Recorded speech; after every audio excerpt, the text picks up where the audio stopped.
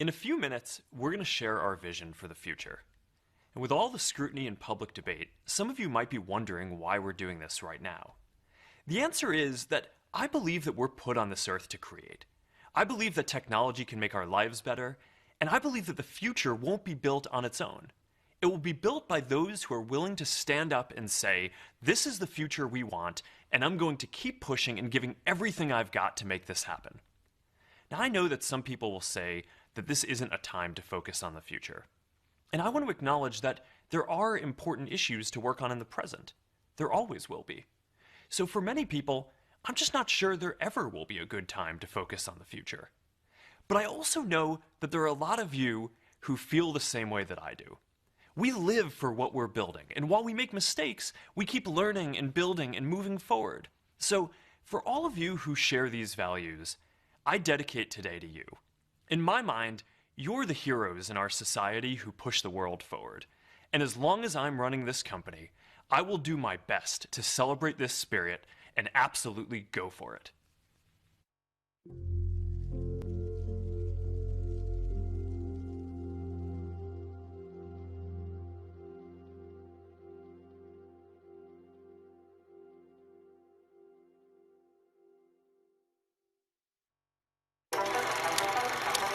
We always ask, where is the future going to take us? But the real question is, where are we going to take the future? There are no closed doors, no walls. Holy mackerel, this is unbelievable. We may have brain surgeons in Edinburgh operating on patients in New Zealand. You'll send emotions, feelings, memories. Imagine a world where we are represented the way we want to be.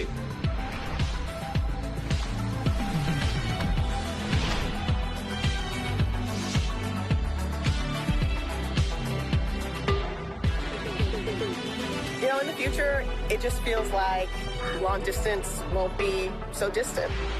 There's a big frontier. Where do you want to go?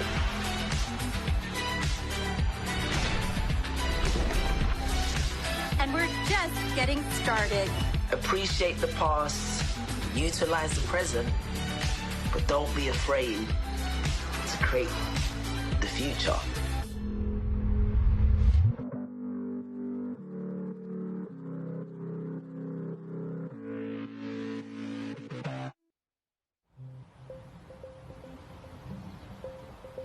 Hey, and welcome to Connect. Today, we're going to talk about the metaverse. I want to share what we imagine is possible, the experiences you'll have, the creative economy we'll all build, and the technology that needs to be invented, as well as how we're going to all do this together. The basic story of technology in our lifetimes is how it's given us the power to express ourselves and experience the world with ever greater richness. Back when I started Facebook, that mostly meant text that we typed on computers.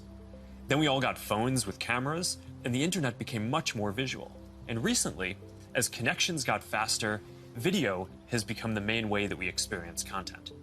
We've gone from desktop to web to phones, from text to photos to video, but this isn't the end of the line. The next platform and medium will be even more immersive, an embodied internet where you're in the experience, not just looking at it. And we call this the metaverse. And you're going to be able to do almost anything you can imagine. Get together with friends and family, work, learn, play, shop, create, as well as entirely new categories that don't really fit how we think about computers or phones today. Now, since we're doing this remotely today, I figured let's make this special. So we've put together something that I think is really going to give you a feeling for what this future could be like. We believe the metaverse will be the successor to the mobile internet. We'll be able to feel present, like we're right there with people, no matter how far apart we actually are. We'll be able to express ourselves in new, joyful, completely immersive ways, and that's going to unlock a lot of amazing new experiences. When I send my parents a video of my kids, they're going to feel like they're right in the moment with us, not peering through a little window. When you play a game with your friends, you'll feel like you're right there together in a different world, not just on your computer by yourself. And when you're in a meeting in the metaverse, it'll feel like you're right in the room together, making eye contact, having a shared sense of space, and not just looking at a grid of faces on a screen. That's what we mean by an embodied internet. Instead of looking at a screen, you're going to be in these experiences. Everything we do online today, connecting socially, entertainment, games, work, is going to be more natural and vivid. This isn't about spending more time on screens. It's about making the time that we already spend better. Screens just can't convey the full range of human expression and connection. They can't deliver that deep feeling of presence. But the next version of the internet can. That's what we should be working towards. Technology that's built around people and how we actually experience the world and interact with each other. That's what the metaverse is all about. Now, the best way to understand the metaverse is to experience it yourself, but it's a little tough because it doesn't fully exist yet. Some of the basic building blocks are here, though, and others are starting to emerge as we speak. We're starting to get a sense of how it could all come together and what it could feel like. So today we're going to do something a little bit different. Rather than just focusing on this year's products like a normal keynote, we're going to talk about the future. So let's start by exploring what different kinds of metaverse experiences could feel like, starting with the most important experience of all, connecting with it. And it has an incredibly inspiring view of whatever you find most beautiful. Hey, are you coming? Yeah, just gotta find something to wear.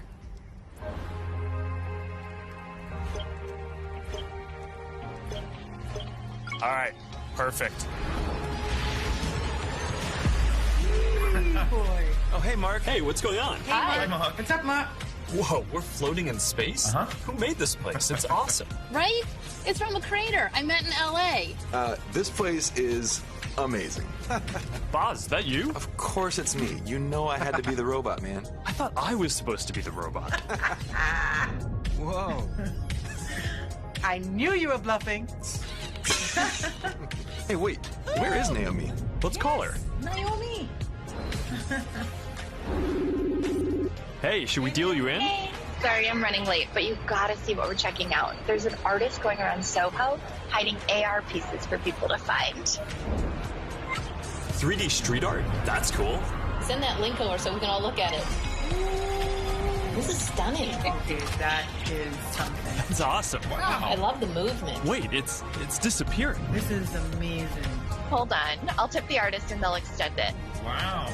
Brilliant. If you guys like it here, I have another room that you're gonna love. Check out this forest room. Huh, let's see it. Koi fish that fly? That's new. This is wild. Hey, one sec, Boz. It's Priscilla. Hey, you have to see this. Beast is going crazy. Oh, I love that guy. We've got to show that to the kids. Can you also send that to my dad? I'll message him. All right, see you at home. This place is great, Boz, but there's something I got to get back to. All right, so that's a glimpse of a few ways that we're going to be able to get together and socialize in the metaverse. It's a ways off, but you can start to see some of the fundamental building blocks take shape. First, the feeling of presence. This is the defining quality of the metaverse. You're going to really feel like you're there with other people. You'll see their facial expressions, you'll see their body language, maybe figure out if they're actually holding a winning hand. All the subtle ways that we communicate that today's technology can't quite deliver. Next, there are avatars, and that's how we're going to represent ourselves in the metaverse. Avatars will be as common as profile pictures today, but instead of a static image, they're going to be living 3D representations of you. Your expressions, your gestures, that are going to make interactions much richer than anything that's possible online today. You'll probably have a photorealistic avatar for work, a stylized one for hanging out, and maybe even a fantasy one for gaming. You're going to have a wardrobe of virtual clothes for different occasions, designed by different creators and from different apps and experiences. Importantly, you should be able to bring your avatar and digital items across different apps and experiences in the metaverse. Beyond avatars, there is your home space. You're going to be able to design it to look the way you want, maybe put up your own pictures and videos and store your digital goods. You're going to be able to invite people over, play games and hang out. You'll also even have a home office where you can work.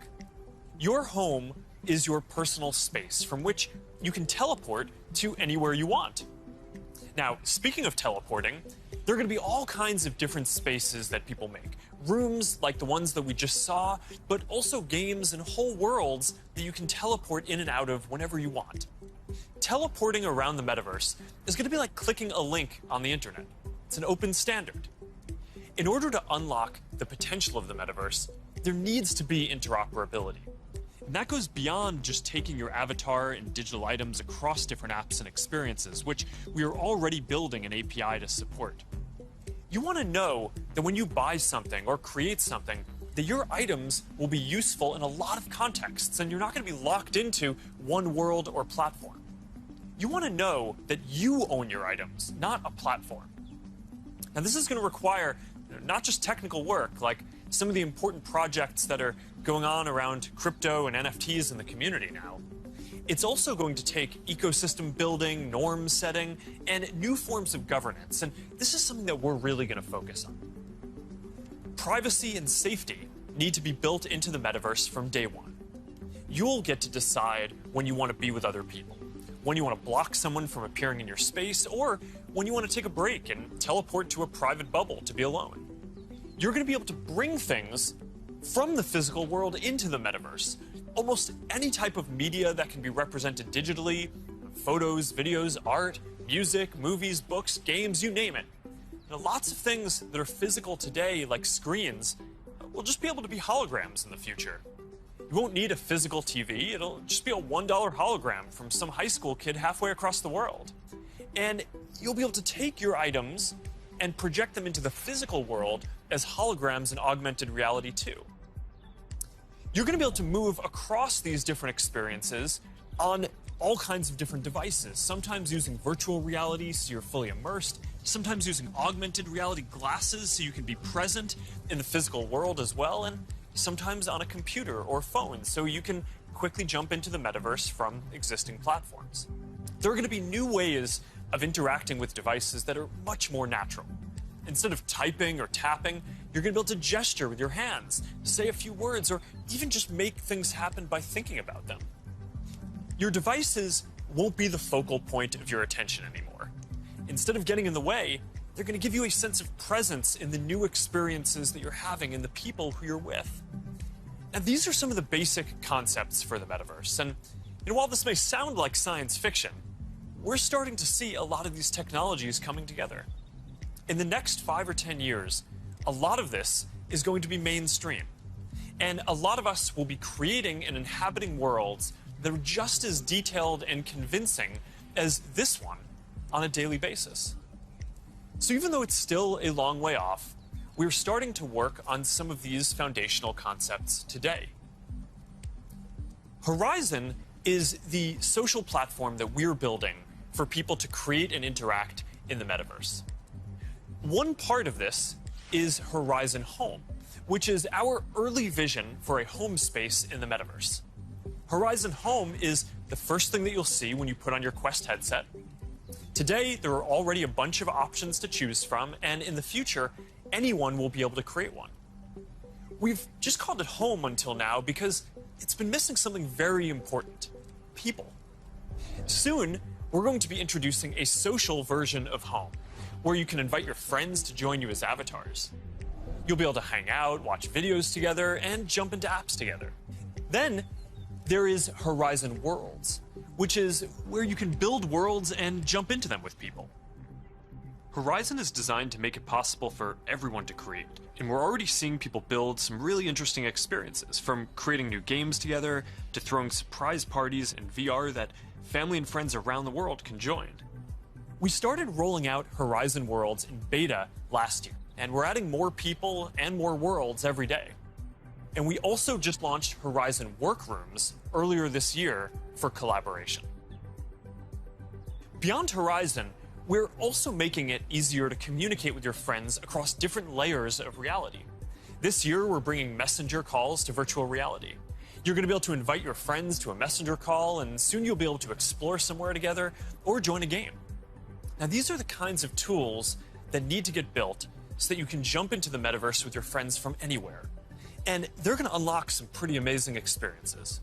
Now, let's move on from some of these basic concepts and people just connecting to a completely different set of experiences around entertainment and gaming.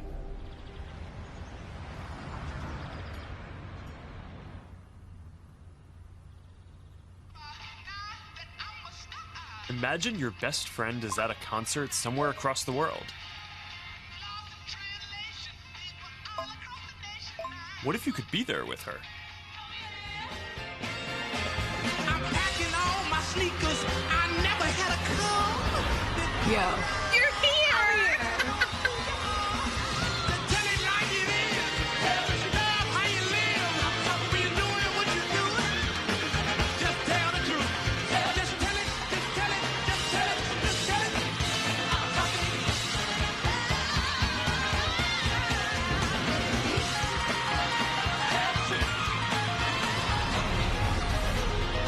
After party passes? Yes.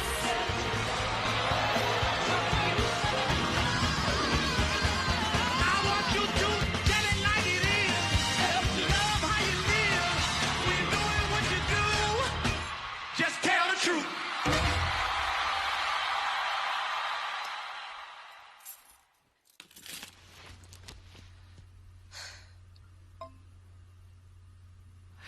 Jumping in now. What if there was an after party that anyone could go to, no matter where they were? This is wild.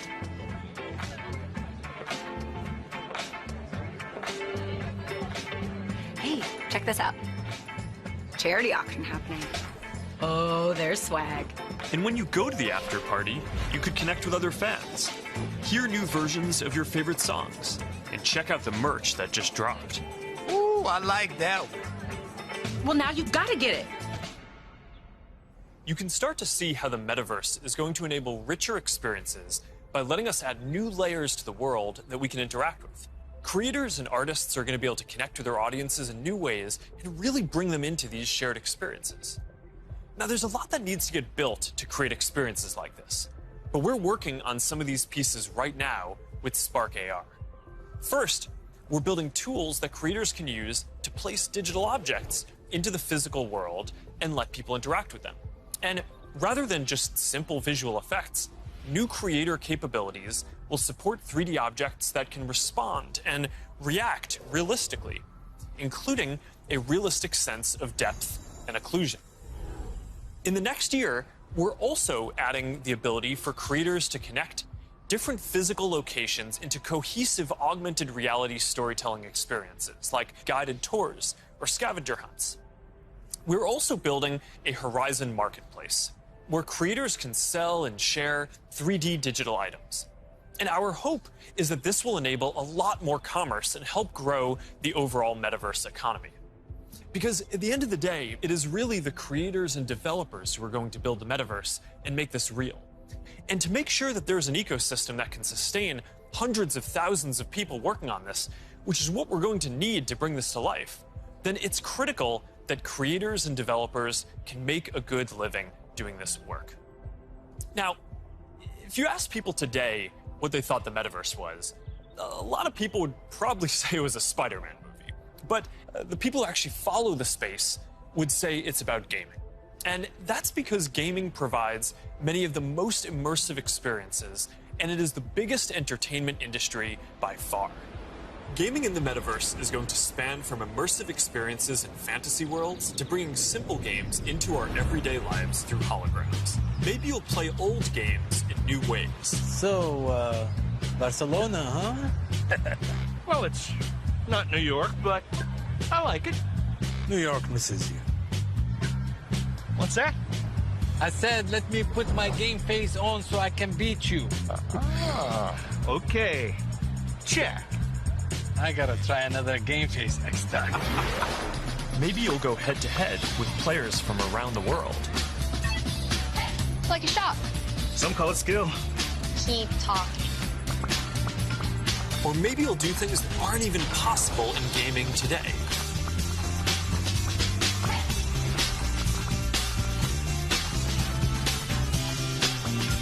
Hey, Mark, down for a VR foiling sesh? Now this is more my style. Classic look. All right. Nice. Oh, nice choice, Mark. Ready to shred. All right, here we go. Whoa. Whoa, hang in there, Mark. That's not good. Hit this section, boom. All right, backflip. Yoo-hoo! I've got an idea. Hey, where are you going? Gotta pump it to jump it. What? I didn't even know that was an option. All right, you're not going to catch me now. Take that, unicorn. Oh, Tube City! Kai, you're out of control. Don't worry, I'll let you win next time. All good. Oh, that was a close one. You want to go again? Maybe later. I'm gonna need a lot more sunscreen though. Oh man. Well, gaming is how a lot of people are going to step into the metaverse for the first time. It already has some of the most fully built out digital goods and the most active creator and developer communities. And major platforms like Epic are working to build out the metaverse, starting with gaming. For our part, we're heavily investing in building a healthy VR and AR ecosystem, so the game studios can keep building and gaming creators can keep creating. Now, Deb from our studios team is joining me. Deb, do you want to take us through some of the exciting games in the pipeline for Quest? Absolutely. Over the years, we've had the opportunity to work with incredible developers like Vertigo Games, the studio behind fan favorite Arizona Sunshine. I love Arizona Sunshine. That game basically got me and my friends through the first few months of the pandemic. That's awesome. If you enjoyed that, Mark, I think you'll be excited that we're partnering with Vertigo on 5 more great games from Deep Silver and others. We'll share more about this lineup very soon. Nice. What else is coming? Well, the metaverse is constantly evolving, so one of the most important aspects will be live service games that launch updates and new downloadable content regularly, like Echo VR, Beat Saber, Onward, Pistol Whip, and more. We're focused on this a lot right now, making sure games can build out active communities. Beat Saber has a passionate community. Oh, I love Beat Saber. So do I. And Beat Saber just passed $100 million in lifetime revenue on Quest alone. It's a great example of a game that keeps releasing fresh content. They've actually been working on evolving the way that you interact with the tracks and feel the music. Also, the team has been working on something really cool. Check this out.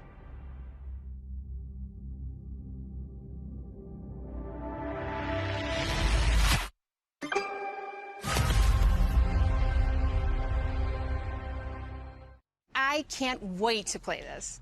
And they keep partnering with incredible artists to release new music packs all the time. Did you play the Billie Eilish music pack last month? A little more than I should have. I probably should have been working more on this metaverse presentation. Well, they have a great lineup of artists for 2022. And there's one more epic surprise before the end of the year. So stay tuned. Okay, have you played Population 1? I mean, yeah, I love the game so much that... For those who haven't, Population 1 is a thrilling battle royale that is only possible in VR. Since its launch at CNET last year, it has become one of the highest earning games on Quest and the biggest multiplayer FPS on the platform. You can have up to 24 people in at once for a match. We're super excited to keep launching big updates, like an all-new autumn event later in November and a Winter Wonderland update in December.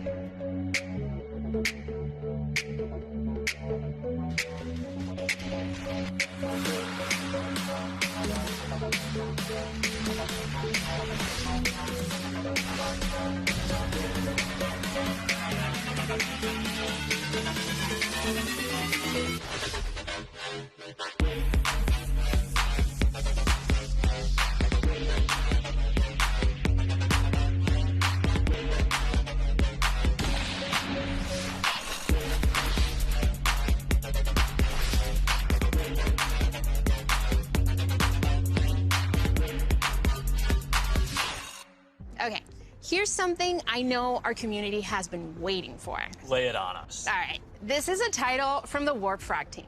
This is the team that set the standard for VR combat physics when it launched on Rift in 2019. That's right, Blade and Sorcery Nomad, the built for VR medieval fantasy sandbox that pairs magic with melee, is launching on Quest later this year.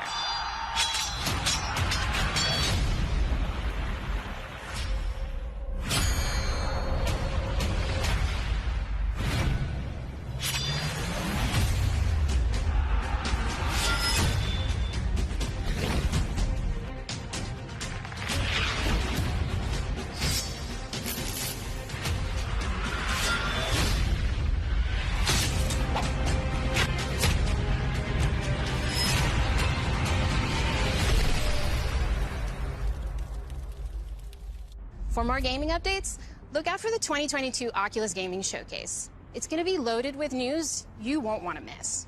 But Mark, I believe you have some news for us as well. Yeah, you know, I have to say, it's really impressive to see this lineup come together over the last few years, but there's one project that I'm really looking forward to. Yeah, this is one of the all-time greats, and we've been working for years to bring it to Quest. I'm excited to announce that the Rockstar Games classic Grand Theft Auto San Andreas is in development for Quest 2. This new version of what I think is one of the greatest games ever made will offer players an entirely new way to experience this iconic open world in virtual reality. That's it, Mark. I'm moving to the metaverse. All right, thanks, Deb. This is going to be amazing. Now, a lot of the most interesting games out there take advantage of how you can move around physically. Being able to look anywhere, move freely, it's just a fundamentally different experience from staring at a screen. This quality of being physically embodied and able to interact with the world and move around inside it, that opens up some completely new experiences that didn't really make sense before on 2D phones or computers. And one example that we are seeing take off is fitness. And speaking of that, I think it's time for my workout. A lot of you are already using Quest to stay fit. It lets you work out in some completely new ways. It's kind of like a Peloton, but instead of a bike, you just have your VR headset, and with it, you can do anything from boxing lessons to sword fighting to even dancing.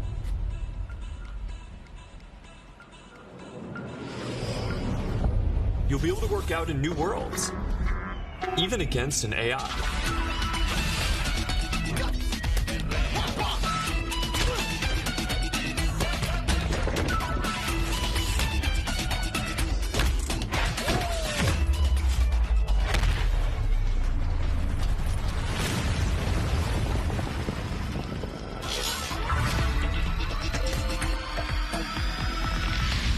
Maybe you'll get some friends together for some 3-on-3.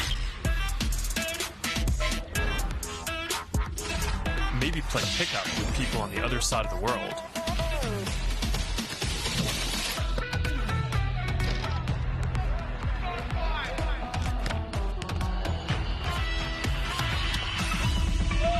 Or imagine your Facebook cycling group does an AR charity ride. Let's go! Complete with a leaderboard. Maybe you'll be able to train with the best, like you're right there with them. Like Lee Kiefer, Olympic gold medalist. On guard. Bench. Don't be scared this time.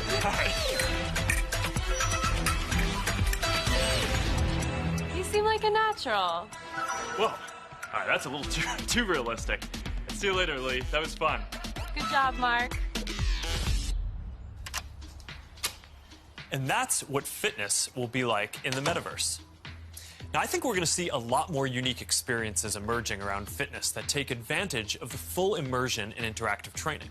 Speaking of which, Supernatural just added boxing to its lineup, FitXR has new fitness studios coming next year, and Player 22 by Rezel, which is currently used by pro athletes, is adding guided and hand-tracked bodyweight exercises soon. We're making a fitness accessories pack that makes Quest 2 more comfortable with controller grips for when things get a bit intense and a facial interface that you can wipe the sweat off of, making your sessions more comfortable. And that's all coming next year. But enough with the fun and games. It's time for everyone's favorite, work. Over the last year and a half, a lot of us who work in offices have gone remote. And while I miss seeing the people I work with, I think remote work is here to stay for a lot of people. So we're going to need better tools to work together. Let's take a look at what working in the metaverse will be like. Imagine if you could be at the office without the commute. You would still have that sense of presence, shared physical space, those chance interactions that make your day all accessible from anywhere. Now imagine that you have your perfect work setup and you can actually do more than you could in your regular work setup. And on top of all that, you can keep wearing your favorite sweatpants. Looking good. Let's get together real quick for a debrief.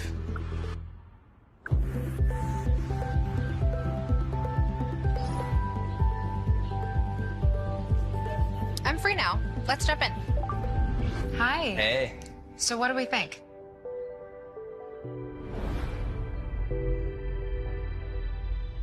I think it's ready. Great. I'll prep it for the presentation. All right, good luck. Imagine a space where you can tune out distractions and focus on the task at hand. And when you're ready to share what you've been working on, you can present it as if you're right there with the team.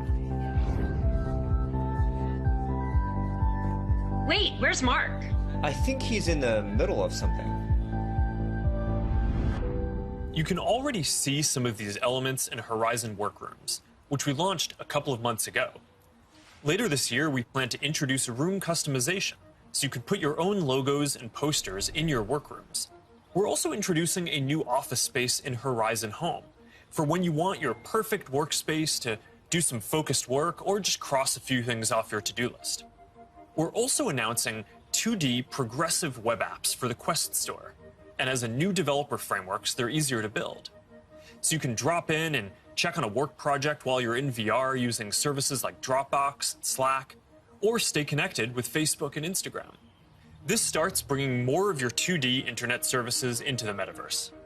And as we've focused more on work, and frankly, as we've heard your feedback more broadly, we're working on making it so you can log into Quest with an account other than your personal Facebook account. We're starting to test support for work accounts soon, and we're working on making a broader shift here within the next year.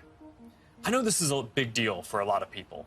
Not everyone wants their social media profile linked to all these other experiences, and I get that, especially as the metaverse expands. And I'll share more about that later.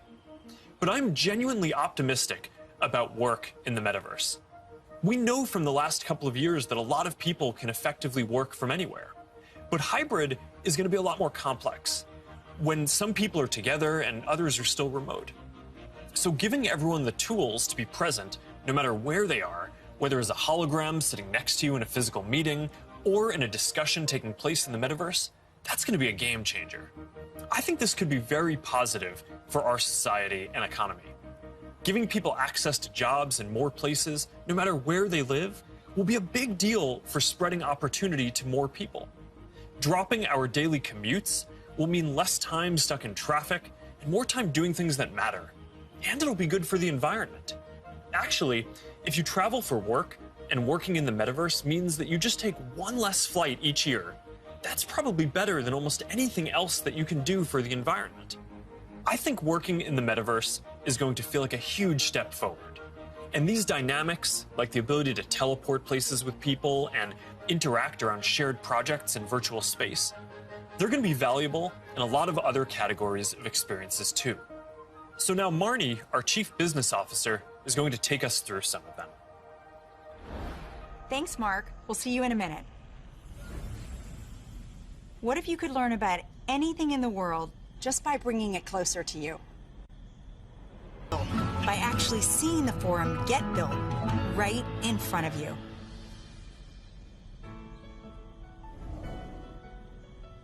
Hi, everyone. I'm Marnie Levine. In the metaverse, learning won't feel anything like the way we've learned before. With a headset or glasses, you'll be able to pull up schematics for your studying, or maybe even the service manual for a vehicle you're learning to repair. Let's say you're a med student or a doctor. With apps like OSO VR, you can learn new techniques in surgery firsthand, practicing until you get it right. Or, if you're studying Earth science, you could swim through the Great Barrier Reef, get up close to Earth's mightiest insects with your instructor, David Attenborough, whose VR documentary is playing now in Oculus TV. This is a world of intrigue, a world of wonder, a secret world hidden to the human eye. Explore the extraordinary world of Micro Monsters 3D with me, David Attenborough. This is just one of the ways we're going to learn in the future. But in order to get there, we're going to need to help build the skill sets of the people who build these experiences.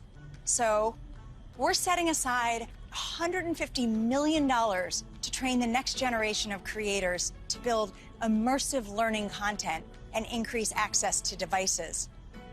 And to help more creators make a living building AR effects using Spark AR, we're going to establish a professional curriculum and certification process, make it easier to monetize, and put our Spark AR curriculum on Coursera and edX. Thanks, Marnie. So that's a glimpse of the kinds of experiences that you might have in the metaverse. From connecting with friends, to gaming and entertainment, to work and education, and creation and commerce. Now, let's talk about how creators and developers are going to build all of this, and about the economy that we all need to create. The last few years have been humbling for me and our company in a lot of ways. One of the main lessons that I've learned is that building products isn't enough. We also need to help build ecosystems so that millions of people can have a stake in the future, can be rewarded for their work, and benefit as the tide rises, not just as consumers, but as creators and developers.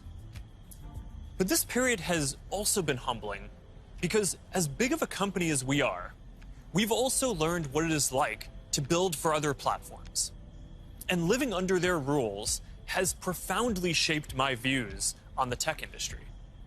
Most of all, I've come to believe that the lack of choice and high fees are stifling innovation, stopping people from building new things, and holding back the entire internet economy.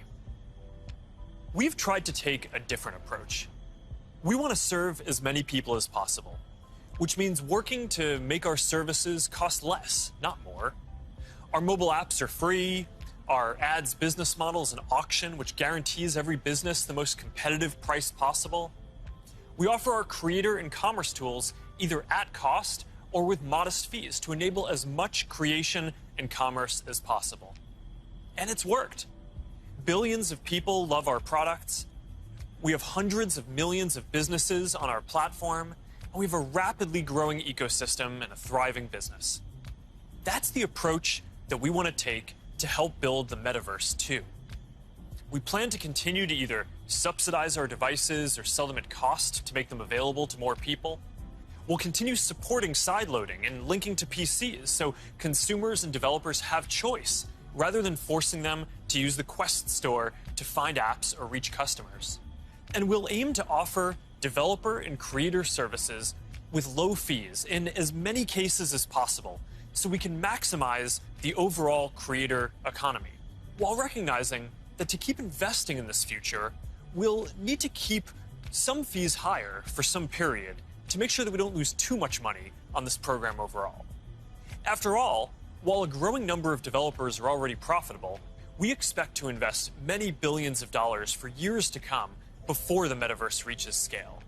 Our hope, though, is that if we all work at it, then within the next decade, the metaverse will reach 1 billion people, host hundreds of billions of dollars of digital commerce, and support jobs for millions of creators and developers. We'll try to lay out how some of this commerce model will work, but I also want to be upfront about the fact that there's a ton that we just don't know yet. What I can tell you, though, is that we are fully committed to this. It is the next chapter of our work, and we believe for the internet overall. And our strategy and track record show that we will do everything we believe is sustainable to grow the community, the creator economy, and the developer ecosystem.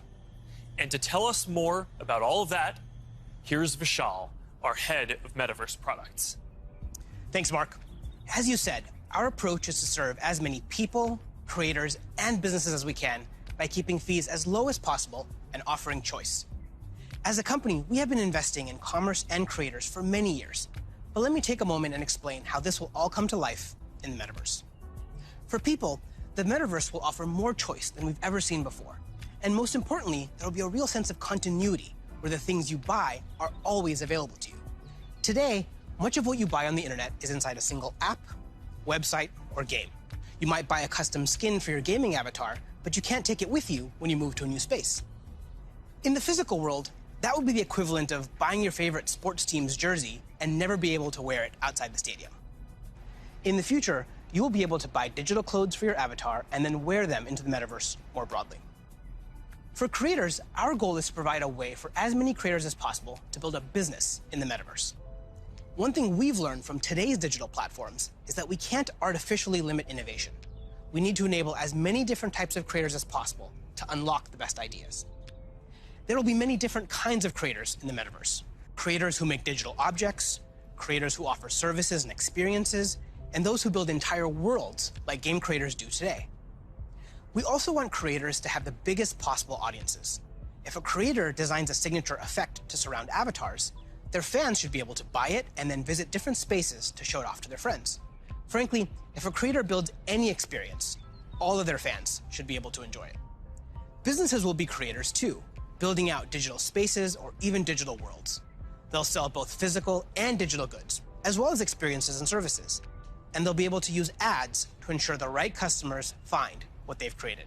Speaking of buying things, we're also exploring new types of ownership models and entitlements to ensure people feel confident that they actually own something. This will make it easier for people to sell limited edition digital objects like NFTs, display them in their digital spaces, and even resell them to the next person securely. In short, the metaverse will remove many of the physical constraints we see on commerce today and make entirely new businesses possible. While this is very exciting, the metaverse is all about co-creating. We're building this together with creators, developers, and entrepreneurs. So today, I've asked Jackie Aina to join me to start a conversation about what might be possible.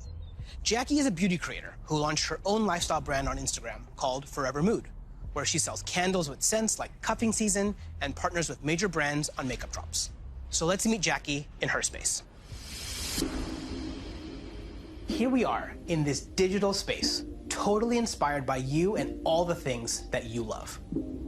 Jackie, I've been such a big fan of yours for such a long time. Tell me a bit about how you got started in social media. So, rewind back to 2009. As it pertains to like beauty, I would go to like a makeup counter or go makeup shopping, and I always felt rejected, always felt othered. So I got so frustrated that eventually I was like, you know what? Not only am I gonna like not listen to them, but I'm gonna show other people how I'm making it work with my skin tone too. How did you go from creating content, creating videos, to a product? You just, have a brand called Forever Mood. It's huge on Instagram shopping. So Forever Mood was not only a bit of a love letter to me and my relationship with my mom. That's how we bond, was through fragrance ever since childhood. But it's been doing amazing, and we've actually been getting a lot of support. Jackie, this space is pretty magical, and I know it kind of reflects the stuff you love. Like, tell me a bit about what you love and why this represents you. Okay, so first thing, color is everything. I love pastels. You can see it in the brand. You can see it like a lot of times in what I wear. With the metaverse, when we're curating collections or even just brainstorming, this would be a great way to like gather us all together and literally kind of create atmospheres and environments and moods to just kind of enhance creativity. And then if I can invite people, it would be like inviting them in my home. You know what I mean? It'd be like bringing them into a piece of me. So I would want them to feel some of the things that I feel when I step into my house or when I light my candles. Interacting with people in comments and having a conversation is a way to kind of get your fan excited about interacting with you, but also you feel like you get a connection to your community. Too. Yeah. And so this idea of reaching kind of into the comment section and pulling a fan in and having a conversation is pretty powerful. And it humanizes that person on the other end, of that comment. And I think there's a really interesting opportunity to think about how we build community and how we engage with our fans in a really deep way, as opposed to just through a comment box. Imagine for your biggest fans, you could have an exclusive launch party where anyone could visit, no matter where they were in the world. I love that, because when we first launched the brand, everything was shut down because obviously quarantine, couldn't go anywhere. And I had this idea of doing like pop-ups for Forever Mood, where we would have a room inspired by each scent. And now, anyone from anywhere in the world could come and feel what you just described, have that feeling, have that sense, really get into that mood. Also, you have your greatest fans, the people that care a lot about you, the ability to reach new customers, use advertising to keep growing your business. And you could also drop an exclusive product in the metaverse, where only available to your most ardent fans who paid special access to get to that product. That's dope. Commerce is going to be a big part of the metaverse.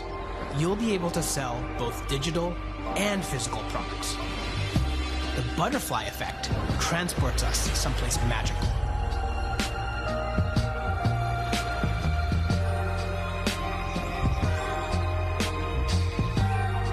So beautiful. So Jackie, as we walk through this amazing world, what does the metaverse mean to you? I just feel like this is like endless possibilities with my imagination. I can't even begin to imagine how meaningful the metaverse will be thanks to creators like you.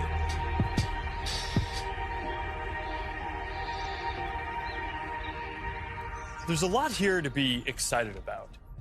Just like the internet today, more people are going to have the freedom to find a business model that works for them, whether that's custom work, tipping, subscriptions, ads, or other monetization tools that may only make sense in the metaverse.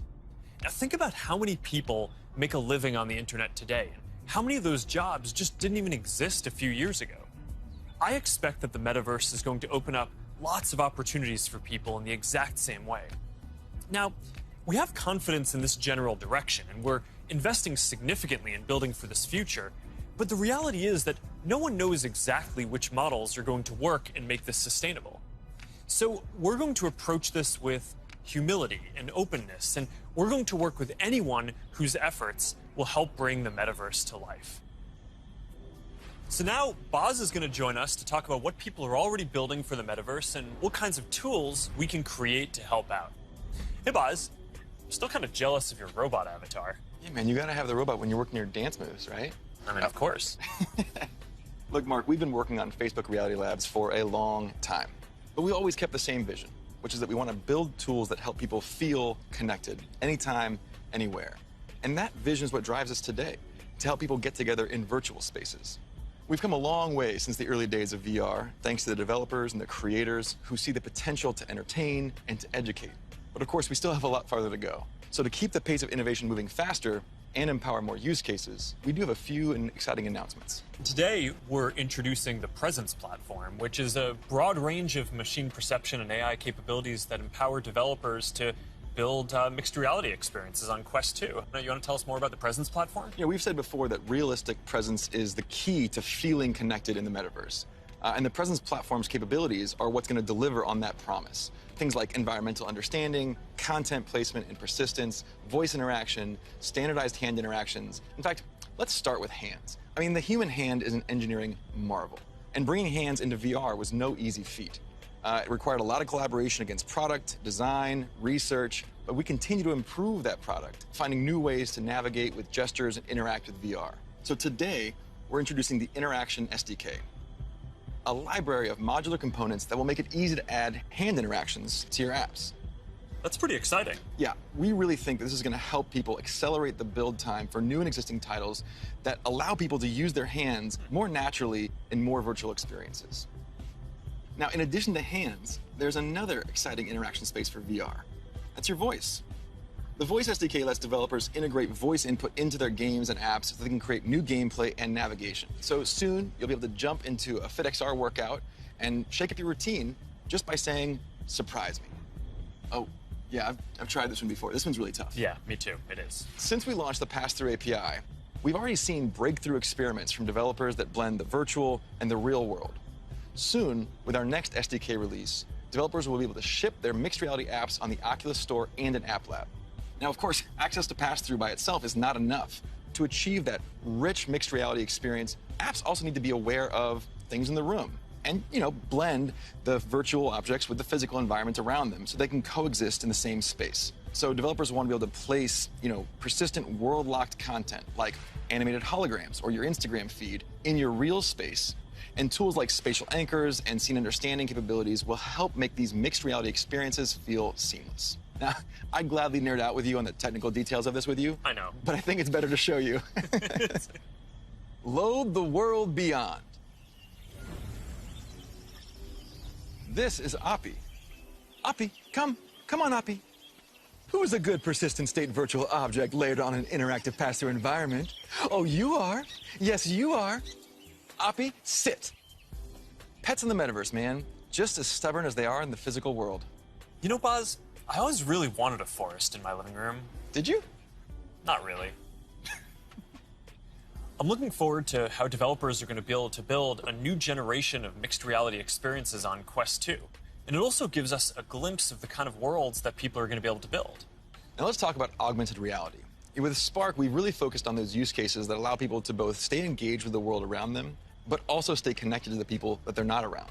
And creators are really leading the way here. And we're doing everything we can to support them with our know-how, with our resources, and of course, with tools. And for more on that, I'd like to say hi to Sue, the product director at Facebook Reality Labs and the head of Spark AR. Thanks, guys. Spark AR is focused on building AR experiences that empower people to be more connected and at the same time, more present with the world around them. And creators are helping us build these experiences of today while exploring the possibilities of tomorrow. Fundamentally, we're democratizing AR creation and enabling a global community with the tools and knowledge necessary to develop the AR content and experiences that people love to use. Programs like AR Curriculum enrolled over 22,000 creators in less than a year, and we're adding additional programming to support more advanced creators. And the depth and breadth of content would not be possible without these creators. In 1 week alone, you'll see effects that bring moments like landing on Mars or the launch of a new album to life, all by tapping into everyone's imaginations. We're also powering experiences across Facebook, so imagine playing that AR Battleship game from your phone with a friend in the metaverse or on an augmented call. How cool, right? Right now, we have over 600,000 creators in our community with diverse needs and motivations for using AR to engage with their fans and audiences. We know people, more than 700 million monthly across the Facebook family of apps, are already using AR a ton. We see over 80 billion effects applied per month, and we want to make it even easier for anyone to find their spark. So we created a tool, codenamed Polar, that makes AR creation possible for novice creators who have no prior experience in art, 2D or 3D design, or programming. Think paint by numbers. So creators whose first love might be photography, video, or dance can enhance their content for their own special effects. And that's an important piece of this vision and this community. It's open to anyone and everyone who's curious. And the metaverse is well positioned to be a strong digital economy for creators from all walks of life.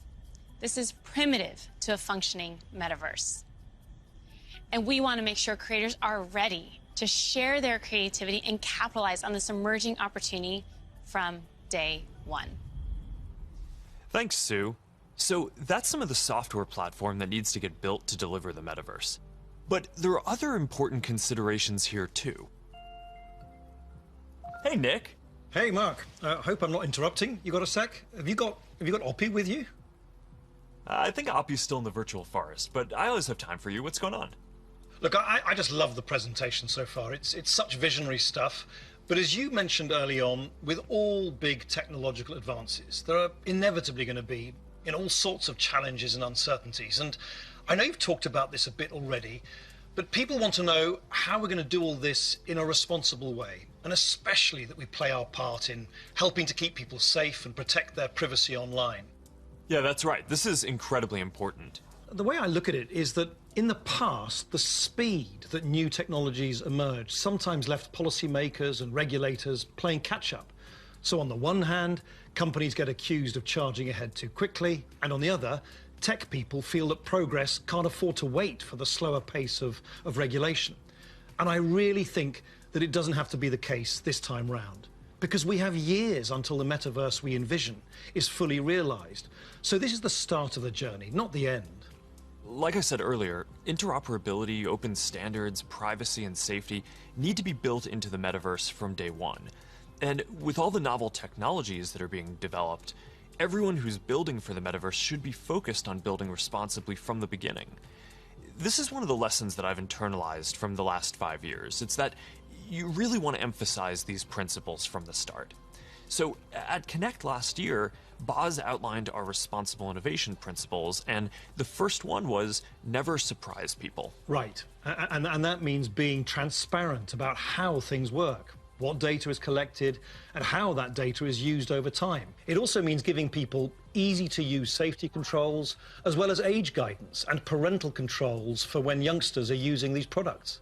And we're spending a lot of time talking with experts and getting perspectives from outside the company on what we're building, even before we build it. And this is about designing for safety and privacy and inclusion before the products even exist.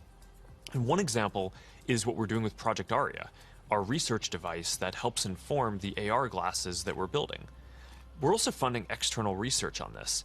You know, last year we announced grants for research on the impact of AR, VR, and smart devices on people who aren't currently using them, especially communities whose perspectives have often been overlooked, as well as best practices for creating inclusive environments in virtual spaces. And this year, we're opening up support for even more research because we need those independent perspectives to make sure that we're living up to another one of our principles, consider everyone.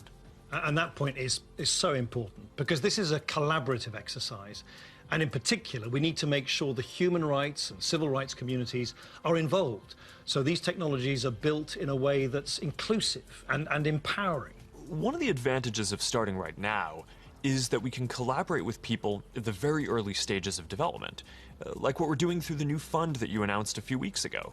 Yeah, the XR Programs and Research Fund. It's a 2-year, $50 million investment in programs and external research with organizations all over the world, like Howard University, Women in Immersive Tech, Africa No Filter, and universities in Seoul, Hong Kong, and Singapore. And this is crucial because, as we've said, the metaverse isn't something we're building so much as it's something we're building for. Across the industry, we need to bring that same imagination and commitment to building for interoperability, openness, safety, and privacy as we do for all the other product aspects of the metaverse. These have to be fundamental building blocks, just like the other software and experiences that we've been talking about. Right. All right, thanks, Nick.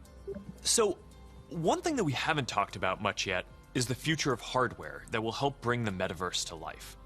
We're working on multiple new products to advance the state of the art, unlock richer social interactions, and make it a lot easier to be productive. That must be Angela, our head of VR devices. Hey, Angela. Hey, Mark. Is that what I think it is? I sure hope it is. All right, come on in. So, what do you think is the most exciting thing that we're working on right now? That's hard to say. You know, we have such an exciting pipeline. But next year, we are releasing a new product that will push the boundaries of VR even further. We've codenamed it Project Cambria. So, this isn't the next Quest. It's going to be compatible with Quest, but Cambria will be a completely new, advanced, and high-end product, and it'll be at the higher end of the price spectrum, too. Our plan here is to keep building out this product line to release our most advanced technology before we can hit the price points that we target with Quest. All right, so let's talk about some of the new advances here. Yeah, sure. There's a ton of new tech going into Cambria. For example, your avatar will be able to make natural eye contact and reflect your facial expressions in real time. This way, people you're interacting with will have a real sense of how you're actually feeling. It does mean building more sensors into a form factor that's comfortable to wear for a while. And because we want VR to be for everyone, we also have to make sure avatars represent a diverse set of human facial features and skin tones, as well as paying attention to things like glasses and beards that might get in the way of some of the sensors. So that's going to be a big step forward for social presence, and I'm really glad that we're focused on making it inclusive from the start. Now, what about unlocking more mixed reality experiences? I mean, imagine working at your virtual desk with multiple screens while seeing your real desk so clearly that you can pick up a pen and write notes without taking your headset off. Or, you're doing a workout with a virtual instructor in your living room. It's going to be so cool. We're already seeing the potentials of these kinds of experiences today as people are building for our pass-through API. But with Cambria, we'll be taking this to the next level with high-resolution, colored, mixed reality pass-through. We essentially combine an array of sensors with reconstruction algorithms to represent your physical world in the headset with a sense of depth and perspective.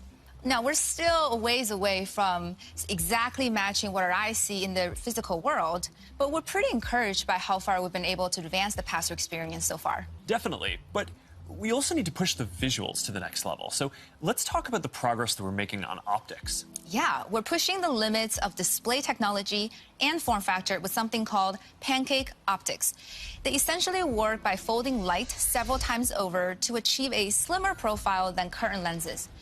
Now, with several optical layers, we'll need to precisely control every aspect of design and fabrication to achieve that high-quality, artifact-free display and really just deliver the best optics ever in one of our headsets. That's pretty awesome. But let's make sure that we leave some of the good stuff for next year's release, too. All right, now, I'm excited to keep building out this new product line over future generations so we can keep getting our most advanced technology into people's hands even before we can get it into our Quest product line. That's our goal. We're starting to work with developers to build experiences for Cambria as we speak, and we're looking forward to sharing so much more with y'all next year. Sounds good. Now, beyond virtual reality, we are also focused on the hardware to make true augmented reality possible. In a lot of ways, augmented reality is even harder. Not just because we need to invent a completely new optical stack that's not based on screens, but because we basically need to fit a supercomputer into a pair of normal-looking glasses. So we're approaching this problem from two directions. First, how much technology can we pack into a pair of normal, great-looking glasses today? And second, how do we take the long-term tech stack to do everything and keep miniaturizing and improving it until it fits into a pair of normal, good-looking glasses? On the first path, last month we launched Ray-Ban Stories, our first smart glasses in partnership with EssilorLuxottica. They're not full AR glasses yet, but they let you take pictures and videos, listen to music, and take phone calls while you're out looking at the world instead of down at your phone. And we built leading privacy features into the glasses, like the LED light whenever you're recording, which phones don't even have. And we delivered this in the iconic Ray-Ban style for just $299. These are all steps along the path to an embodied internet. But the ultimate goal here is true augmented reality glasses. And we've been working on that too. And today, I want to show you an experience that we've been working on for Project Nazare, which is the codename for our first full augmented reality glasses. Here, you'll see you're chatting with friends on WhatsApp and planning a game night. You can select a game, and then, as you walk over to your kitchen, you can easily just put your game onto the table and you're off. And that's the kind of experience that augmented reality will unlock.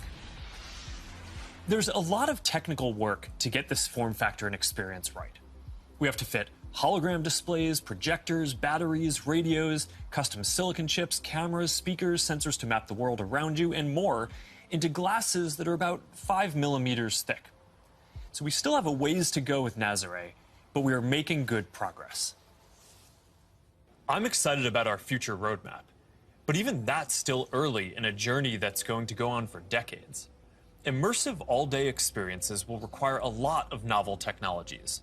And for the last 7 years, our research team has been working on a broad array of technologies that are necessary for these next-generation platforms.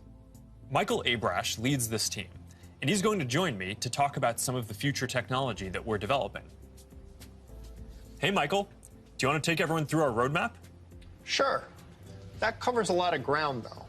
It's going to take about a dozen major technological breakthroughs to get to the next-generation metaverse, and we're working on all of them. Displays, audio, input, haptics, hand tracking, eye tracking, mixed reality, sensors, graphics, computer vision, avatars, perceptual science, AI, and more. Yeah, you're right. That's a lot. We probably only have time for a couple right now. You want to pick a few? Well, I think the metaverse is really going to be first and foremost about connecting people, so I'd say let's start with avatars. Yeah, I agree. The goal here is to have both realistic and stylized avatars that create a deep feeling that we're present with people. Exactly, and we've shown codec avatars before. Well, what can your face do? Can you show us? Well, I've always hoped you would ask me that question. And it's a remarkable experience to see codec avatars in VR, and photorealistic avatars will be a huge breakthrough. But they're only part of the picture. Yeah, because you're not always going to want to look exactly like yourself. That's why people shave their beards, dress up, style their hair, put on makeup, or get tattoos. And, of course, you'll be able to do all of that and more in the metaverse. So this next video shows how we're making progress on part of that with hair and skin rendering and relighting for 3D avatars. She's going for a medical field. I think she was interested into... Now, I want to point out this technology is still very definitely research, but It shows the really high level of fidelity that avatars are ultimately going to need to reach. Notice that you can see the individual pores on his skin. Now, clothing is another important way to express yourself. And whether you want to simulate your actual garments, say you're making a quick call with your grandmother, or maybe you just want to be wearing a stylish blue Oxford shirt like me, you're going to need the ability to simulate clothing. So here's an early look at hand-cloth interaction. And you can see how the movement of the cloth when the hand touches and stretches it is really remarkably accurate. Now, to use your avatar to teleport to a meeting or sit down for a chat in the metaverse, you'll also need realistic virtual spaces to be with people in. So let's look at that. Contrary to how this looks, this is actually not a video of the physical world. It's a 3D reconstruction of a mock apartment, which I guess just became clear when that bowl took off by itself. Exactly. So what you can see here is that a researcher is moving around various objects on the right, and then on the left you can see the high-fidelity real-time rendering of the space and the moving objects on the left without the researcher. So what's critical here is that this is all happening in real time. That's what's novel here, and that's what differentiates it from CGI. So what we've seen so far is pretty awesome, but we all know what we want. We want the whole package, a full-body avatar in a virtual environment, so you're just there. Last year, we showed our very first full-body codec avatar at Connect. Here to tell you more about our progress since then is Yasser Sheikh. Hi there. My name is Yasser, and I direct the Facebook Reality Research Lab in Pittsburgh. Well, that's not completely true.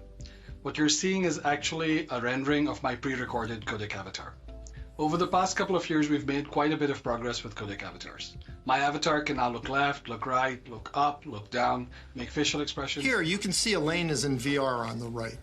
You can see her view of Yasser's avatar and the reconstructed real-world space that it's in on the left as she moves around the avatar. What you see on the left is an entirely virtual reconstruction. This gives you a sense of a future in which you'll be able to interact with another person's realistic avatar in virtual reality in real time.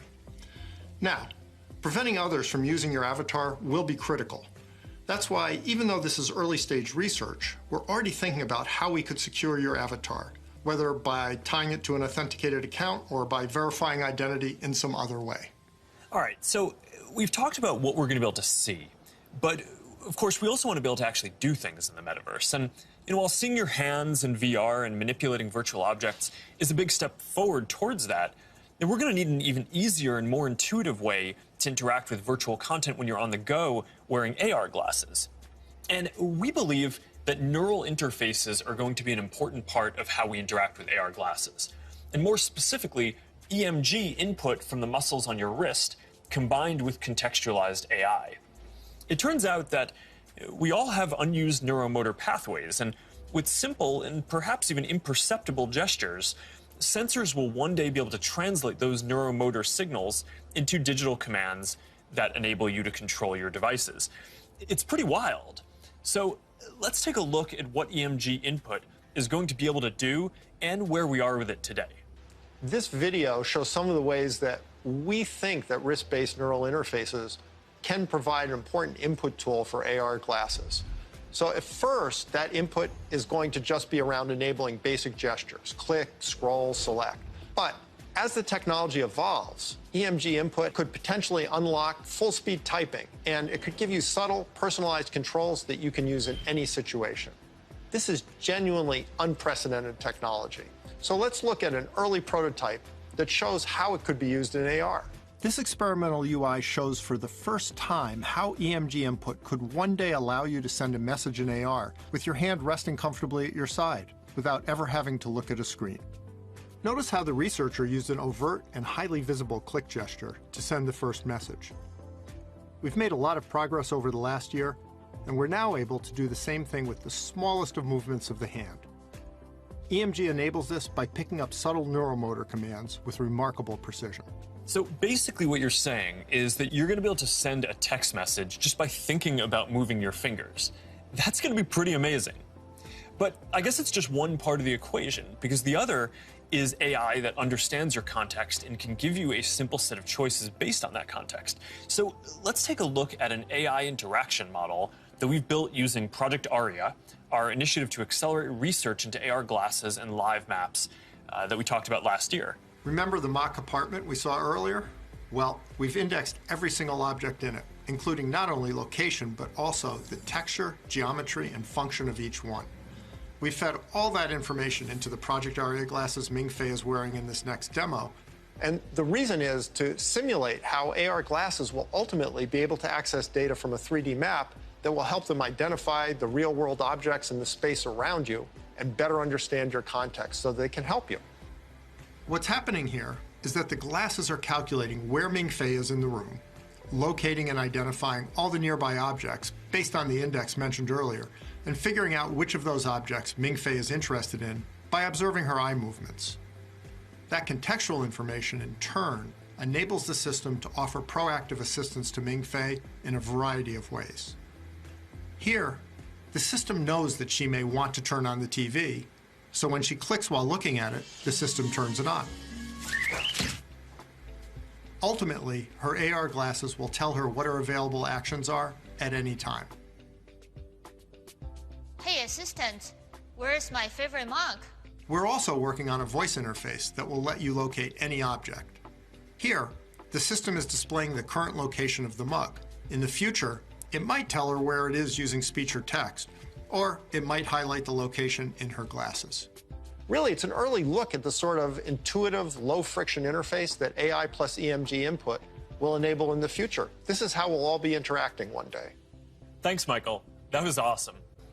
All right, so I hope that gives you a sense of some of the technical challenges that we're working on to deliver deep and immersive experiences in the metaverse. A lot of what we've shown today isn't going to be available in the next year or two. Some of this is still a long way off. But this is some of the most exciting stuff that I've ever gotten to work on, and I'm just incredibly energized to be on this journey with all of you. And there's one more thing that I want to tell you about today. I believe the metaverse is the next chapter for the internet, and it's the next chapter for our company too. So I've been thinking a lot about what this means for our company and who we are as we embark on this journey. We're a company that focuses on connecting people. While most other tech companies focus on how people interact with technology, we focus on building technology so people can interact with each other. One of the reasons I started Facebook was that at the time you could use the internet to find almost anything. Information, news, movies, music, shopping, except for the thing that matters most of all, people. Today, we are seen as a social media company. But in our DNA, we are a company that builds technology to connect people. And the metaverse is the next frontier, just like social networking was when we got started. Facebook was born in a specific time and place, a college campus, the web. It was what we could build at the time to put people back into our experience of technology. But connecting people was always much bigger. From way earlier on, I remember sitting in middle school classes, sketching in my notebooks, ideas that I wanted to code when I got home. And even though I didn't have the skill or technology to build it yet, it was always clear that the dream was to feel present with the people we care about. Isn't that the ultimate promise of technology? To be together with anyone, to be able to teleport anywhere, and to create and experience anything? Yet here we are in 2021, and our devices are still designed around apps, not people. The experiences we're allowed to build and use are more tightly controlled than ever. And high taxes on creative new ideas are stifling. This is not the way that we are meant to use technology. The metaverse gives us an opportunity to change that if we build it well. But it's going to take all of us, creators, developers, companies of all sizes. Together, we can finally put people at the center of our technology and deliver an experience where we are present with each other. Together, we can create a more open platform with more ways to discover experiences and more interoperability between them. And together, we can unlock a massively bigger creative economy. I know the internet story isn't straightforward. Every chapter means new voices and new ideas, and yes, there will be challenges and risks and disruption of established interests. But there will also be opportunities and benefits that we can't even imagine yet. for connection, for creation, for learning, and joy, we'll all need to work together from the beginning to bring the best possible version of this future to life. A future where, with just a pair of glasses, you will be able to step beyond the physical world and into the kinds of experiences that we have talked about today. I've been thinking a lot about our identity as we begin this next chapter. Facebook is one of the most used products in the history of the world. It is an iconic social media brand. But increasingly, it just doesn't encompass everything that we do. Instagram, WhatsApp, Messenger, Quest, now Horizon, Nazare, and more. Building our social media apps will always be an important focus for us. But right now, our brand is so tightly linked to one product that it can't possibly represent everything that we're doing today, let alone in the future. Over time, I hope that we are seen as a metaverse company. And I want to anchor our work and our identity on what we are building towards. We just announced that we are making a fundamental change to our company. We're now looking at and reporting on our business as two different segments. One for our family of apps, and one for our work on future platforms. And as part of this, it is time for us to adopt a new company brand to encompass everything that we do. To reflect who we are and what we hope to build, I am proud to announce that starting today, our company is now Meta. Our mission remains the same. It's still about bringing people together. Our apps and their brands, they're not changing either. And we are still the company that designs technology around people. But now we have a new North Star to help bring the metaverse to life. And we have a new name that reflects the full breadth of what we do and the future that we want to help build. From now on, we're going to be metaverse first, not Facebook first. That means that over time, you won't need to use Facebook to use our other services. And as our new brand starts showing up in our products, I hope that people come to know the Meta brand and the future that we stand for. I used to love studying classics, and the word meta comes from the Greek word meaning beyond. For me, it symbolizes that there is always more to build. There's always a next chapter to the story.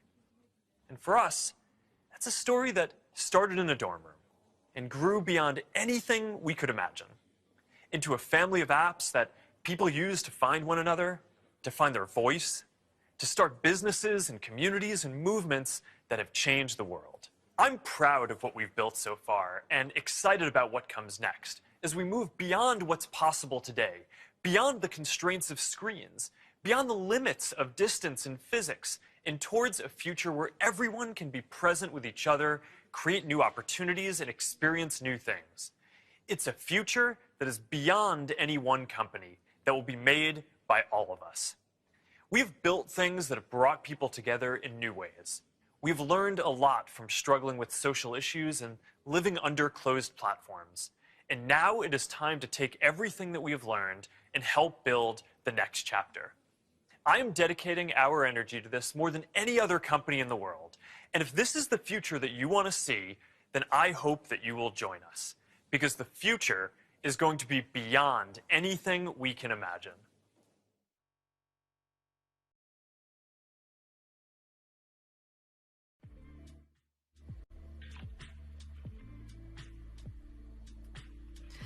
Wow, wow, wow. I hope everyone was sitting down for that announcement. Never a dull moment around here, and I, for one, am already planning how I'll decorate my high-rise in the metaverse, and also updating my business cards. Does anyone actually use those anymore? No? Just me? Okay. Well, what a way to kick things off. And now, to you, our community of creators, developers, and friends, welcome to Connect 2021. I'm Melinda Davenport. As we know, Connect has gone virtual for the second year in a row, and here at Meta, we want to say that we hope everyone is doing well and staying safe, and we just can't wait to connect IRL just as soon as we can. You know, in my time as internal comms director at Meta, I've learned that Connect is one of the most anticipated events of our year, and that epic blockbuster opener was only just the beginning. Today we have an incredible slate of announcements, sessions, and panels giving you an in-depth look at the new realities our developer community is building. You'll get an unprecedented peek behind the curtain as our team offers a glimpse at the many ways we'll be virtually connecting, creating, and collaborating in the not-so-distant future. Seriously, like pretty soon. So let's talk about what's ahead today and the many ways you can experience Connect like never before. Coming up shortly after a quick break is the highly anticipated Developer State of the Union, where our team will take you through some of the ways we're building the metaverse and examine the virtual experiences of tomorrow. After that, we'll take a breather, maybe a quick sandwich run, charge up that Quest 2, and return recharged for an exciting conversation with one of the world's most influential developers. John Carmack will be joining us unscripted to share his latest thoughts and ideas on development. And we won't be done with John just yet, because he will then take questions live in a Horizon Worlds from a select audience, a Q&A that will broadcast right here on the Reality Labs page. It will be out of this world. Although perhaps not quite as out of this world as the incredible VR spacewalk from the International Space Station that will provide the exclamation point on Connect 2021. So be sure to stick with us. Now, this year, you can actually enjoy Connect your way as we've personalized the entire Connect experience. So starting right now, all of the on-demand sessions you've been demanding are unlocked and ready to stream on the Reality Labs page. So connect with any sessions you want, when you want. Interested in AR tech, expanding your community, optimizing development? All of the above? Trust me, whether you're brand new to VR or a seasoned pro, we'll have a session for you. We'll even provide a few recs with our custom sessions playlist, which have been curated based on your favorite topics. And just like Connect in the past, these developer sessions will be led by some of the creator community's most influential thought leaders and innovators. They are not to be missed. In order to find them, simply pop over to the video section of the Reality Labs page. That Reality Labs page is the hub for all things Connect. Also, for you VR enthusiasts, just like last year, today's streams will also be viewable in venues, so you can kick back in the theater and enjoy with friends and fellow avatars. All right, so that is what is on deck for the day, but up next after a short break and in a brand new stream will be our much anticipated Developer State of the Union. Our VR team gives us a glimpse at the incredible new tools, APIs, and features they're building for developers, plus tips on how to build communities in and out of VR and grow your audience. That is not to be missed. So we are ending our stream right now, but stay on the Reality Labs page, and after the break, have your pencils ready or just sit back and enjoy the stream with the Dream Team. The Dream Team stream. See what I did there? It's all for Connect 2021, the Developer State of the Union. It's coming up at 11:45 a.m. Pacific, 2:45 Eastern. We'll see you there.